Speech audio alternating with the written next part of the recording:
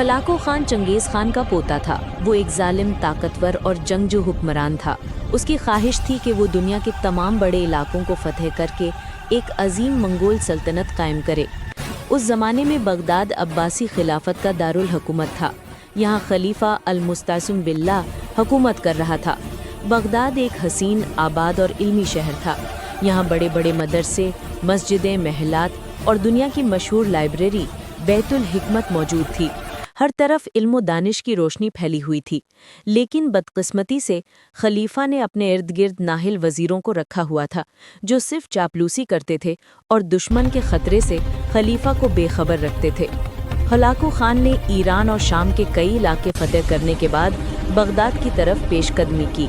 उसकी फ़ौज 2 लाख से ज़्यादा सिपाहियों पर मुश्तमिल थी, जो निहायत मुनज़्ज़म और जालिम थी। जब वो बगदाद के करीब पहुंचा तो उसने खलीफा को पैगाम भेजा कि वो हथियार डाल दे और इताअत कबूल करे, वरना शहर तबाह कर दिया जाएगा। खलीफा ने गुरूर में आकर इनकार कर दिया। उसके बाद हलाको खान ने शहर का मुहासिरा कर लिया। उसकी फ़ौज ने शहर के गिर्द खंदकें खोद लीं और तोपों व मंजनीकों से हमले शुरू कर दिए।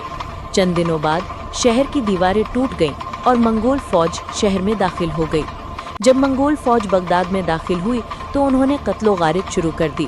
मर्द, औरतें, बच्चे, बूढ़े, कोई भी महफूज न रहा।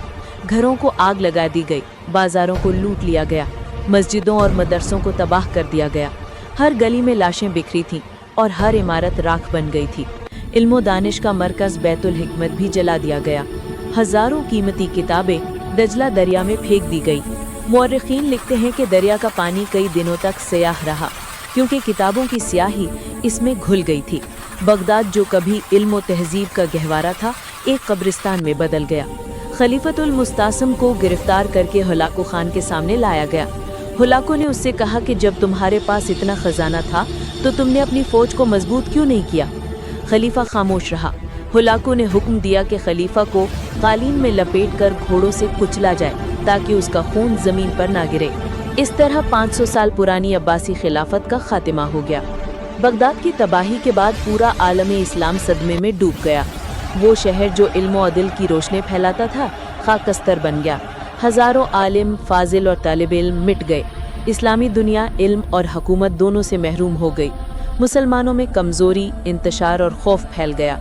बाद में मिस्र में अब्बासी खिलाफत की एक शाख ज़रूर कायम हुई, मगर वो सिर्फ नाम की खिलाफत थी। हलाको खान का बगदाद पर हमला सिर्फ एक शहर की तबाही नहीं थी, बल्कि पूरी इस्लामी तहजीब पर गहरा ज़ख्म था।